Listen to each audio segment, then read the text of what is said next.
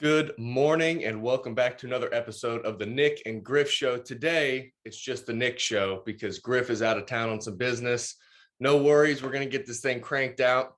I'm excited about our 5th episode total here, but let's do our quick market check. We've had some good movements in the markets here to the bullish side on Bitcoin here. Obviously, we've got some movement here. Let's see, 41,811 as of today. Today is nope, it's not January anymore. It is February 5th, 2022, 9:40 a.m. and we are sitting at 41,800 bucks. So obviously we all know the three to 4 month downturn we've seen here. But again, it's a short term. I was thinking about it this week. With these dollar prices of Bitcoin, I mean, does that really matter? It really depends on, I guess, what your end game is, right? I know Griff and I are polling for a Bitcoin standard, a Bitcoin store of value, unit of account, medium of exchange. And if those things do eventually become true, does the US dollar price of Bitcoin truly matter?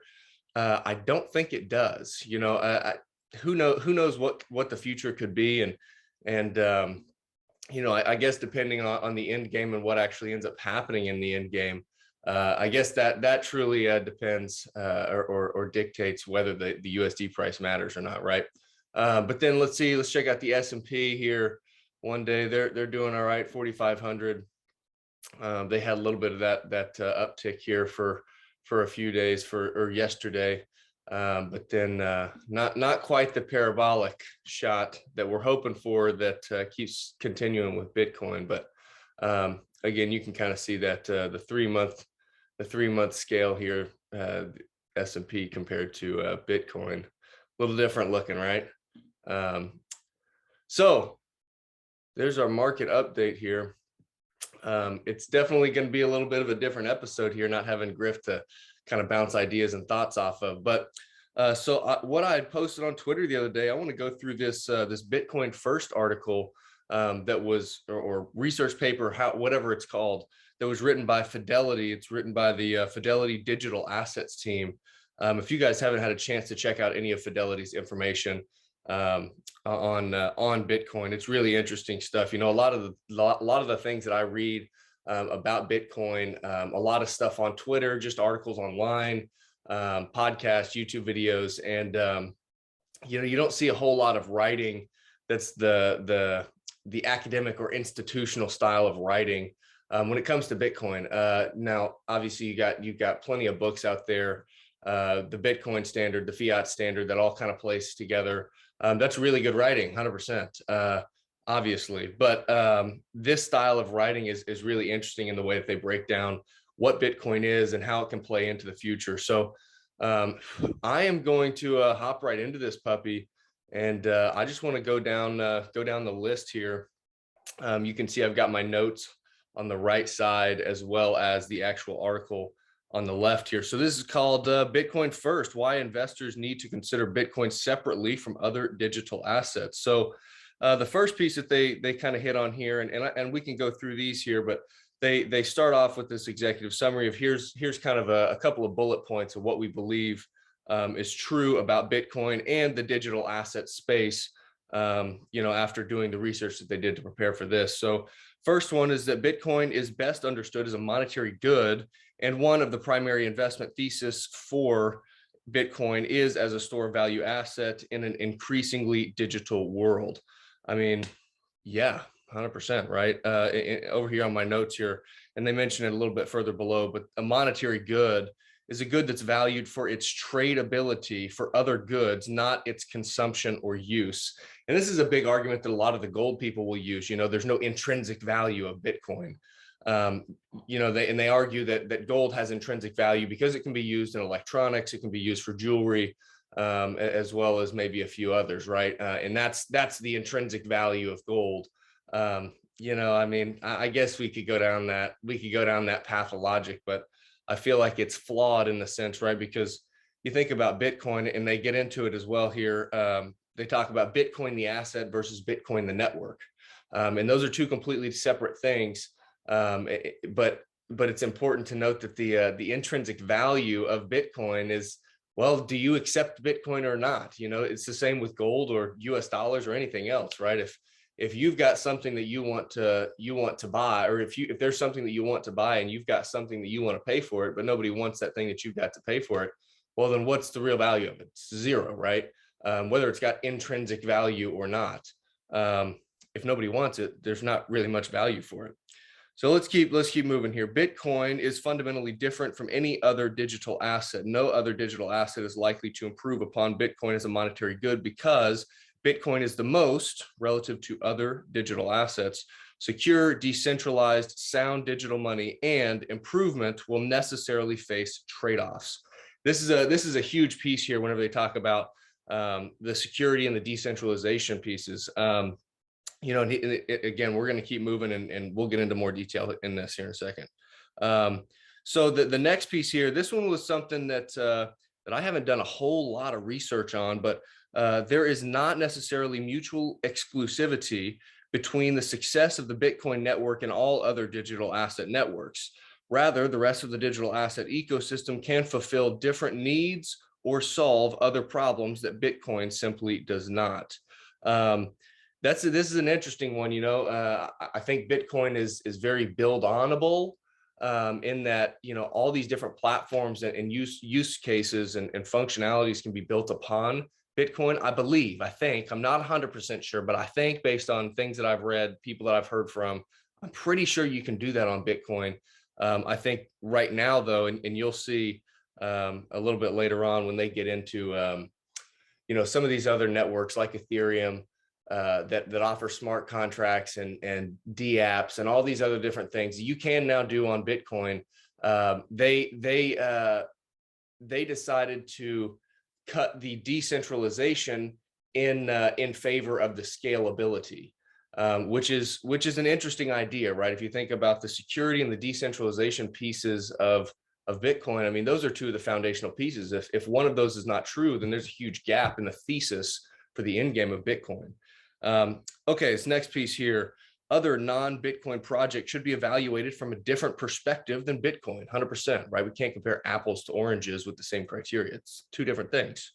Bitcoin should be considered an entry point, or the only point, for traditional allocators looking to gain exposure to digital assets. I mean, yeah, I think if you're looking into the digital asset world, Bitcoin is for sure your entry point. It is the native currency of the internet, and you know, only time will prove that to be true. Yeah, it's for sure the entry point, right? Investors should hold two distinctively separate frameworks for considering investment in its digital asset ecosystem. The first framework examines the inclusion of Bitcoin as an emerging monetary good, and the second considers the addition of other digital assets that exhibit venture capital-like properties. So this is kind of an interesting one, right? This is talking about investing in Bitcoin, investing, saving, however you want to look at that, in Bitcoin as a monetary good, right? Which we talked about that definition right up in here. And then other digital assets, all your altcoins or your shit coins, for lack of better terms, can be looked at with a venture capital-like perspective, right? As far as what's the upside here, you know, we're looking at this like it would be a startup, you know, because the vast majority of these are startups. So there's a couple of the main points here that they give to kind of summarize what is going to be in the rest of this paper. But man, those are some pretty good heavy hitter pieces there that they break down into pretty good detail. I will preface, you know, going through the rest of this thing, some of the topics in here are things that I've looked into a decent amount and I really love the ideas of. Some of them are still a little new. And so let's just go down this thing and read it and figure it out, see if we can't think about this thing for ourselves. So like I mentioned earlier, the difference between the Bitcoin, the network, and Bitcoin, the asset. This one is pretty interesting. So I'm just going to go through here and read a couple of these highlights. There is Bitcoin, the network or payment system, and then there is Bitcoin, the token or asset. And then they kind of dictate, you know, terminology that they're going to use there. They're talking about the code here, right? The source code that the network is operating upon. And this code acts like a protocol and provides the rules that govern the Bitcoin network. That's a good thing. We want to have rules that govern the network if it's going to be controlling all of the economic value of everyone that uses that, right? We want to have some rules and regulations and code and law that keep everything in order. Moving on here, again, this is 26 pages here. I'm just going to keep things moving. So let's see. Yeah, so Bitcoin, the network, is not compatible with other networks. This is an interesting one. So anyone can join or leave the Bitcoin network as long as they follow the core rules, which is really good, right? This is a free, open source, decentralized, secure network that anybody can join as long as they follow those core rules, right? The protocols of the Bitcoin network. And anybody that joins and doesn't want to follow those rules, they want to make forged transactions, or they just don't want to follow the rules in some other way. I don't know exactly how else you wouldn't follow the rules, but they will naturally be rejected by the other users, right? Just in the nature of how the blockchain works, right? If you try to fudge something up, you're going to mess up the previous hash and the future hash, and you're going to have to continue verifying that forged transaction into perpetuity. Which is a whole nother concept that we're going to get into with the actual blockchain and how the actual blockchain works. And again, this guy right here that you're listening to is not an expert. I'm just learning some stuff here and trying to share with you guys. So hope you guys enjoy this stuff. Hey, hit us on Twitter at Nyc Griff Show, all spelled out. We like to talk with people. If you want to hit us up, maybe have a conversation, talk about ideas, come talk to us on Twitter, baby. Okay, next piece here. Therefore, while Bitcoin's code is open sourced and can be copied and modified, these copies or derivations, I hope that I pronounced that right. I really struggle with that word. Derivations? I don't know. The derivations of Bitcoin are entirely separate networks and are not backward compatible with the original Bitcoin network. This is a huge piece here. Furthermore, Bitcoin tokens are native to the Bitcoin network and cannot be removed or transported to another blockchain network. So this one is interesting here. And there's another quote that'll be a little bit further down that hits on this again. But the idea that the source code is open. You can go copy that. Somebody could copy the code of Bitcoin exactly and create another Bitcoin that operates the exact same. And there's a quote down here from Eric Voorhees with a debate from a debate that he had with Peter Schiff, the Bitcoin versus gold debate on, I can't remember if it was medium of exchange or store value or whatever it was, but he had a really good quote that'll tie back into this piece here. That'll be really cool. So the next piece here, why we believe Bitcoin is best understood as a monetary good.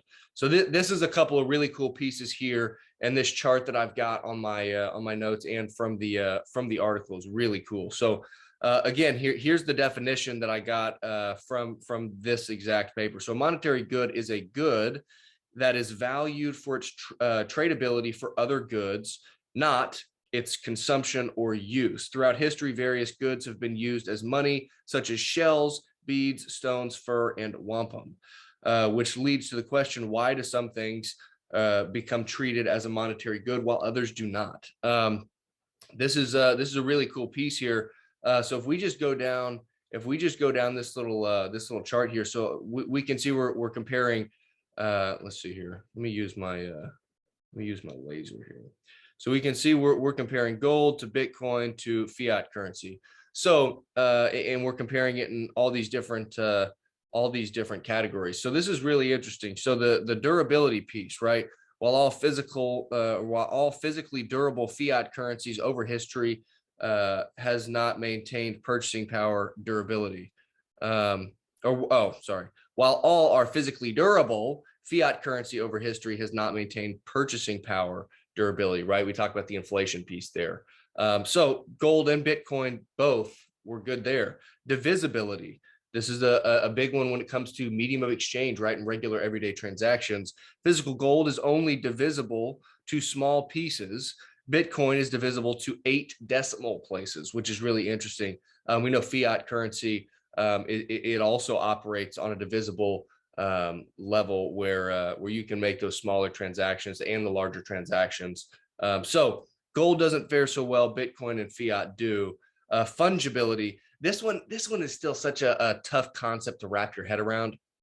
So we can see that gold and Bitcoin both get the green light here in this one, but fiat does not. So gold and Bitcoin are fungible, but fiat currency is not fungible with other fiat. US dollar is not fungible with Canadian dollar. So really the idea of fungibility is a 1 pound gold bar can be replaced by another 1 pound gold bar.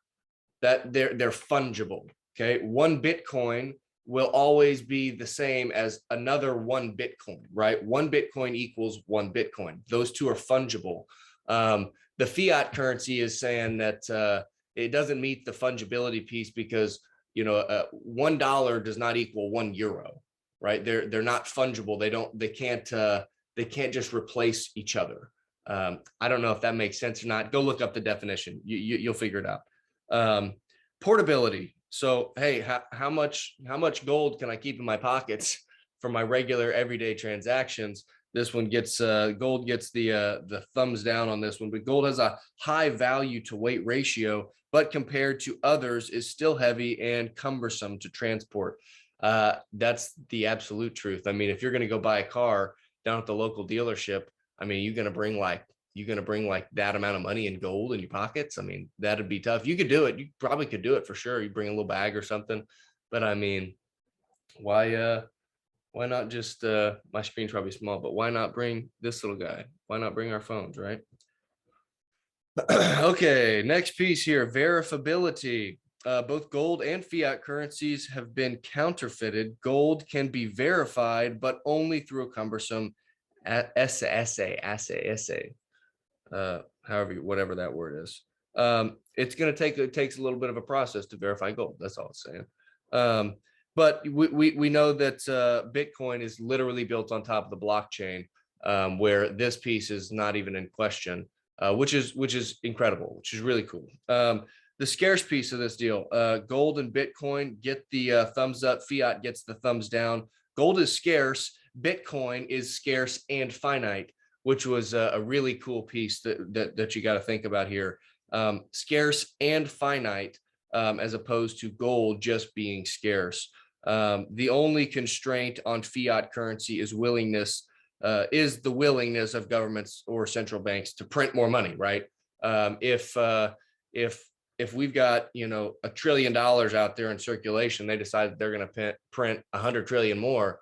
Well, then our dollar's not very scarce, right? That's obviously an extreme example, but that's the scarcity piece. And then the track record, I think that this is probably the only reason that people don't like Bitcoin, that and just because they don't understand the foundational pieces of it. But gold is got the longest track record here. And then it mentions down here that fiat currency have been around, but they don't have a good track record when they are around. And Bitcoin is just so new that it gets the thumbs down based on not having a track record at all, right? It's like you'd rather have, well, I don't know this. I don't know if you'd rather have bad credit than no credit, but you know what I'm saying? Fiat currency's been around. It gets the same grade as Bitcoin on this one, simply because Bitcoin doesn't have any track record other than the past 10 years or so, right? Okay, next piece here. So now we're going to get into some cool stuff here, I think. Let's see. Bitcoin clearly possesses a lot of good qualities of money. Okay, let's see here. So yeah, so Bitcoin clearly, I'm reading right here, Bitcoin clearly possesses a lot of good qualities of money, combining the scarcity and durability of gold with the ease of use, storage, and transportability of fiat, even improving upon it, which is a big piece there, right? Is Bitcoin, and they say it a little later on, but Bitcoin wasn't just an incremental change that helped to make things a little bit better. I mean, it's like a foundational piece that changed that's moving us toward a better future, which is really cool. And then they go on to mention here a little bit about Bitcoin not being a company, therefore its value must be derived from its ability to better fulfill the characteristics of a monetary good compared to traditional alternatives, which is interesting. So this idea here now, that the next piece here, Bitcoin's value is driven by its enforceable scarcity. So this is kind of a cool idea. So Bitcoin's current inflation rate is 1.8%. Of 1.8% is roughly equal to that of gold's, which is pretty cool to see that gold and Bitcoin kind of have a similar inflation rate at the time being, which is interesting.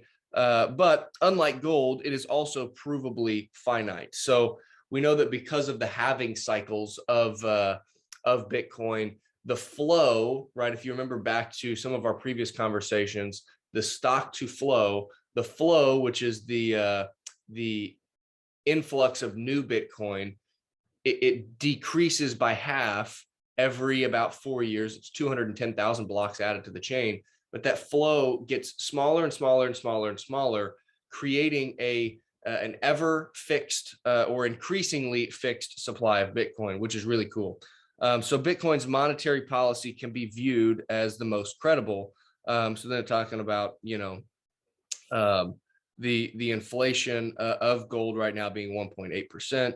But then over time, it becomes provably finite, and there will only be 21 million Bitcoin ever in existence or in circulation. So that's great stuff.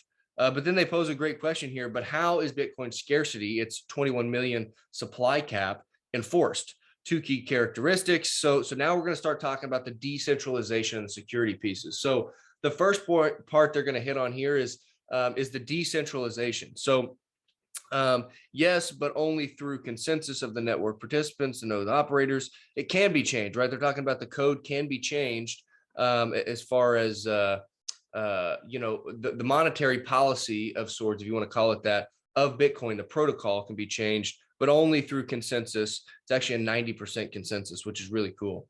But so let's go back here, just right up here to the beginning. No one person, corporation, or government owns or controls the Bitcoin network or the rules that govern the network. As a completely decentralized network, that is running open source code, the participants of the network must adhere to the code's rules that govern the network. The 21 million supply cap was written in the original Bitcoin source code, which continues to run the Bitcoin network today. Cool. Okay, let's move on to this next piece here. Yeah. So there is not a large consortium to have sway or voting power. More importantly, the network was designed with incentives to not change the supply cap. It would not be in the economic interest of the current network participants to raise or adjust the supply cap, as doing so would only serve to inflate the supply of Bitcoin and dilute the value of their holdings, or in the case of miners, their mining rewards. I think that is a huge piece. I think we as humans, we operate big time on incentive structures. If there's not a good incentive structure built into something, I think you're going to run into issues, right? So this is really cool to see that, the incentives are built into the protocol of Bitcoin to hold that supply fixed and not change that to a larger amount or a smaller amount or whatever, right? It's held there, and that incentive is to keep the value, to store the value, to hold the value static of your holdings rather than diluting them. Obviously, we don't want that. So then second piece here, the Bitcoin network is censorship resistant. And we're going to get into the network effect here in just a second, which is a really cool piece. So because no person, corporation, or government owns or controls the Bitcoin network, it is very resistant to censorship. In addition, the Bitcoin network has no geographical boundaries, making it difficult for a nation state to assume control or regulation of the network and the core Bitcoin code itself. Let's see here. In fact, network participants are incentivized to defend these very characteristics of a scarce asset and an immutable ledger.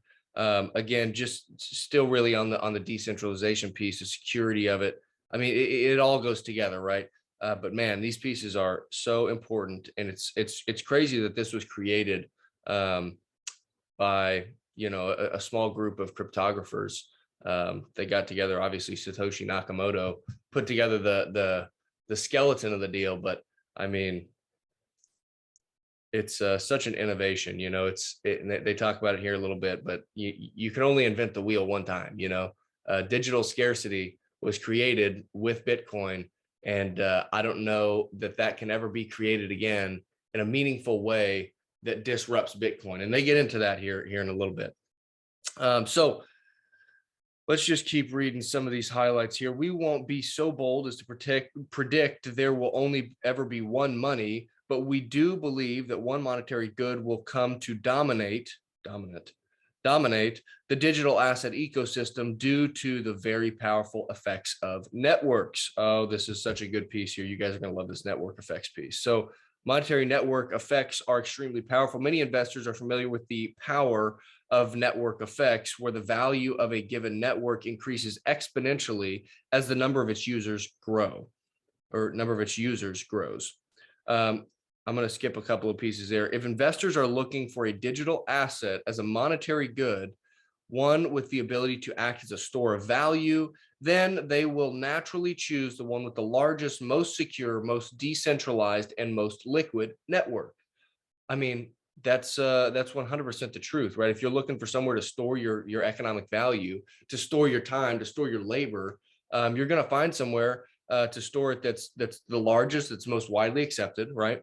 It's the most secure, meaning your value isn't just going to erode away. It's the most decentralized in that somebody can't just come over and take control and say, oh, these are mine now, or these are worth X amount now, or whatever types of regulation that may be, right? So that's the decentralization piece.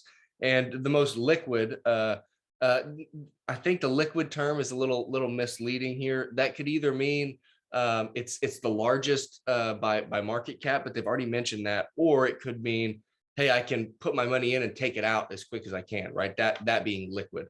So then, okay, so this piece, you guys are going to love this piece. So here's this virtuous cycle of reflexivity of Bitcoin, or reflexivity of Bitcoin. So listen to this string of a couple of sentences here. There's also a reflexive property to monetary networks. People observe others joining a monetary network with which incentivizes them to join, as well as they also want to be on the network where their peers or business partners reside. And then just below that, they mentioned PayPal and Venmo as examples. So if you and all your friends are or not you yet, if all of your friends are on PayPal and Venmo and they use that to send money back and forth, or maybe it's Cash App, maybe it's Strike, maybe it's something else, right? Maybe it's just Zelle or something boring like that. But if more of your friends and peers and colleagues are using those networks, you're almost incentivized to go use those things, because then you can interact with your friends, your peers, whoever it is, a lot easier, right? If you're all in the same network, you can all operate together, which is a good deal. In the case of Bitcoin, the reflexive property is even more pronounced because it doesn't just include passive holders of the asset, but it also includes miners that actively increase the security of the network. As more people believe Bitcoin has superior monetary properties and opt to store their wealth in it, demand increases. This in turn leads to higher prices, particularly as supply is inelastic or unresponsive to price, which I'm going to get into here in a second. Miners are then incentivized to increase their capital expenditure and computing power as higher prices lead to higher profit margins. More computing power devoted to Bitcoin mining leads to higher security of the network, which in turn makes the asset more attractive, leading once again to more users and investors. I mean, that is really freaking cool, right? So you talk about the network effect of more users and holders starting here. So the more friends that you got that own Bitcoin, that are sending Bitcoin back and forth, that are paying for things with Bitcoin, it's more efficient, it's quicker. The more users and holders of that network that you see is going to create, again, a higher demand to use that network, and the higher demand is going to increase the prices. It's going to increase the prices based on one of these big pieces here, this particularly as supply is inelastic or unresponsive to price. This is a big piece for Bitcoin. 21 million Bitcoin ever going to be in circulation, ever. Whenever the price of gold shoots through the roof, if it ever does, miners are big time incentivized to go out and expend a ton of capital creating more supply of gold. It will increase at larger rates because it's more profitable, because the gold is more valuable itself. This is true with any other good or service in the market. If barbers are sought after and nobody can get a good haircut, well, the value of a barber goes up, right? You're going to pay more for a haircut because it's a scarce good, or it's a scarce service, right? And so what's going to happen is if you're a barber and you can make $100 for a haircut for 20 minutes, 30 minutes, well, I bet there's going to be a lot more barbers. They're going to flood the market with new barbers, and as that supply increases, the demand is going to decrease because more people are getting good haircuts, and therefore the value will decrease. This happens with any other good or service, right? Whenever price pumps, the supply gets flooded, and then you find that new equilibrium, right? Or it comes back to equilibrium. Demand shoots up, price shoots up, supply then would increase and drop that price back down to somewhere around an equilibrium price that's a little bit more acceptable, right? I wouldn't pay $100 to go get my haircut. But if there was only one barber in Tulsa, Oklahoma, I might end up having to pay $100 for a haircut, right? So that's a really important piece there. So again, these higher demand equaling higher prices then creates more incentive for miners to expend more capital because that Bitcoin reward, the blockchain reward that they get is worth more, right? With higher prices, Bitcoin is worth more, incentivizing more miners to come in and mine for more Bitcoin. And when we have more miners, we all automatically have higher security, right? They're verifying more blocks. There's more computer and hashing power in the entire network, which creates higher security, and higher security creates more attractiveness in the network in whole, which in turn drives more users and holders, and creating this virtuous cycle of Bitcoin, which is really freaking cool to see it kind of visualized out like this, but really written down in a concise manner. That's a really cool process right there. So looking at a couple of these other pieces here, every investor looking to store value in a monetary good is making a choice as to which monetary network they are opting into, whether they are acknowledging it or not. That's a really powerful piece there. I wrote a little note, networks as groups seem to be an innate human thing. I think that we are naturally social beings. That just makes sense to me. I think there may be some type of scientific backing on that, or what is the correct term? Sociological backing, maybe. I don't know. But yeah, that's an interesting piece that, whether you're looking for it or not, whether you're conscious of it or not, you are choosing monetary networks, which is really cool. Let's see here.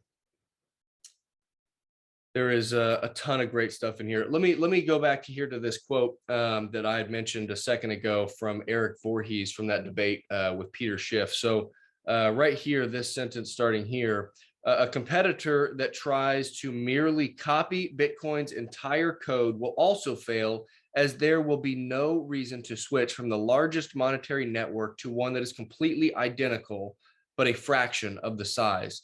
Now listen to this quote here from Eric Voorhees. Bitcoin isn't scarce because there are other cryptos is the same as saying gold isn't scarce because there are other precious metals. Sure, you can copy the code, but the code is not the network. You cannot copy the hash power of the miners. You cannot copy the infrastructure of all the wallets and all the companies that operate on the Bitcoin network. And finally, you cannot copy the reputation that Bitcoin has earned over time. Man, that's powerful, right? Like this being an open source technology, sure, you can go copy it. You can create an exact copy of Bitcoin, call it Bitcoin 2, right? Whatever you want to call it. But who would jump over to something that's exactly the same as what's already created with Bitcoin for a much lesser of a network, right? There's not near as much security because there's the network isn't as large. There's not as many miners. There's not as many people on it that are using it on a regular basis. There's not the entire infrastructure of all the companies that have created these wallets and platforms to utilize and interact with the Bitcoin network. That's a really powerful quote there from Eric Voorhees. Go check those guys out on YouTube. I don't know about you guys, but I love getting on YouTube and just listening to debates on people talking about Bitcoin versus gold, or Bitcoin versus fiat, or just Bitcoin versus anything else, or why Bitcoin will fail, or why Bitcoin is the future. It's a really fun way to kind of bring your perspective a little bit more well-rounded, bring it around a full circle here. Let's skip through a couple of these pieces here. I've got to admit here, I've done a bad thing. I've got my iPad plugged into the laptop, and my laptop is now at, since we started, it's down to 17%. I don't know how we're going to figure this out here, because we are only on page 10 and there's 26 pages. Let's skip through here a couple of these pieces. Oh, this blockchain trilemma is a really interesting piece. So I'll hit on this one on my own. So on the picture of the note, well, let's go back over here. Let's go back. No. Oh, well, done with the notes here. Okay, so this little picture down here. So it's talking about this trilemma, this dilemma between the three things that you're seeing here on this little chart here: decentralization, scalability, and security. So what they were talking about here is, with a blockchain, with a digital asset, with a digital currency, there are three things that you can look at: the decentralization, scalability, and security. But you can only prioritize two things. So you have to either pick decentralization and scalability, scalability and security, scalability and decentralization. You can only choose two. And the interesting piece here, you talk about Bitcoin chose the decentralization piece and the security piece, and not the scalability piece.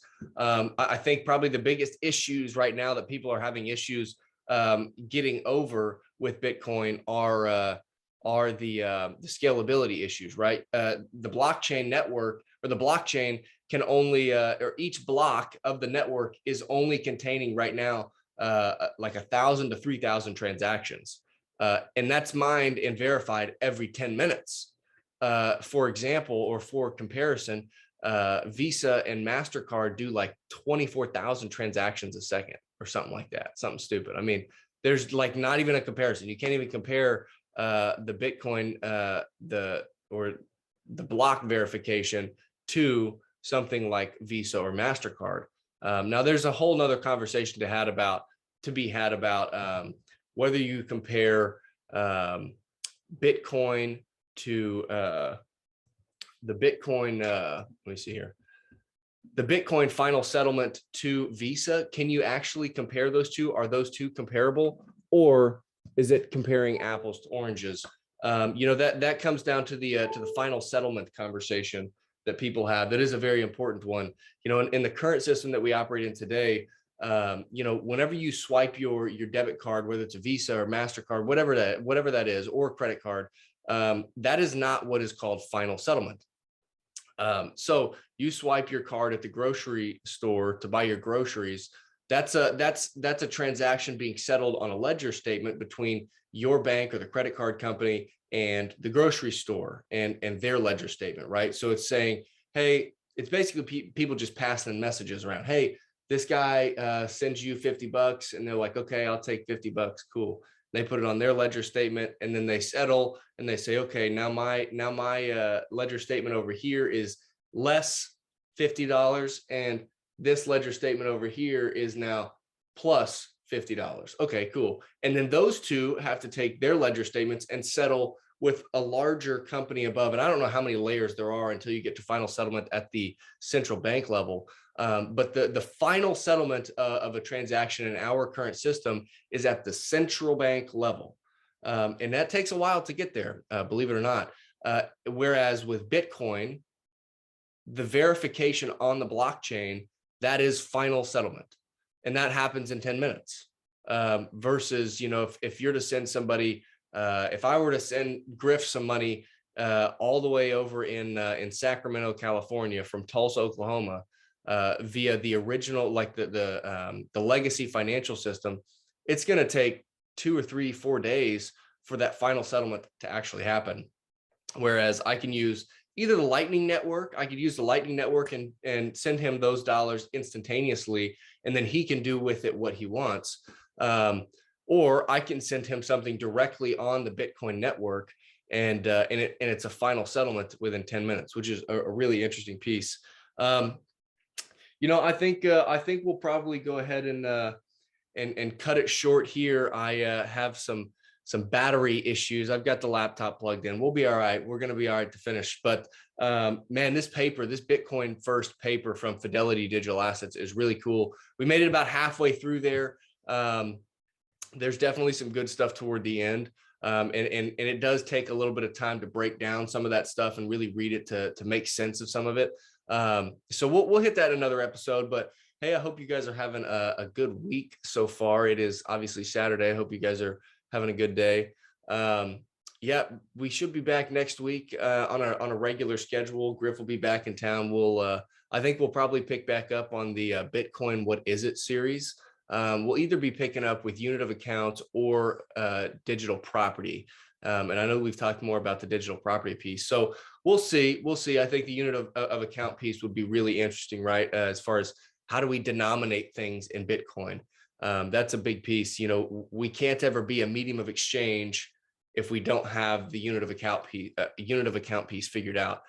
So that'll be an interesting one to go over. But again, you know, we love to hang out and talk with people. If you guys want to have a conversation, you want to toss ideas back and forth, we would love to talk on Twitter. Let me see here. I'm pulling up our Twitter page. Come check us out. It is at Nyc Griff Show. We would love to shoot some DMs back and forth. Let's have some fun with that. And maybe one of these days we'll have some more guests on. We can have some cool conversations. You know, at the end of the day, we're just here to learn along with everybody else, share what we're learning. Oh man, have you guys seen this? Look at this. This is from Documenting Bitcoin, the page. Man, getting ads here.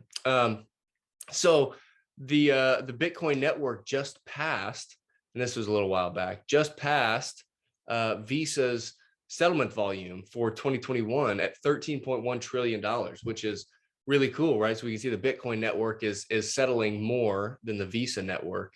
But here's the shocking piece. The Bitcoin network is actually collecting 0.3% in fees as a percentage of total settlement volume, whereas Visa is collecting 0.22%, not quite half, but nearly half of what Visa's transaction percentage is compared to Bitcoin. That's really cool. But anyways, I digress. Come check us out on Twitter. We'd love to have a conversation with you. If you guys are listening on Spotify or Google Podcasts or Apple Podcasts, we also post our videos on YouTube. You can watch Griff and I hang out live. Well, not live, but on video. I don't know. Maybe you don't want to see that. It's all good. But hey, thank you guys for listening to another episode. This was kind of a shorter one. I hope it was a little bit more digestible. But yeah, looking forward to seeing you guys again next week. I hope you guys hammer it out this week. See ya.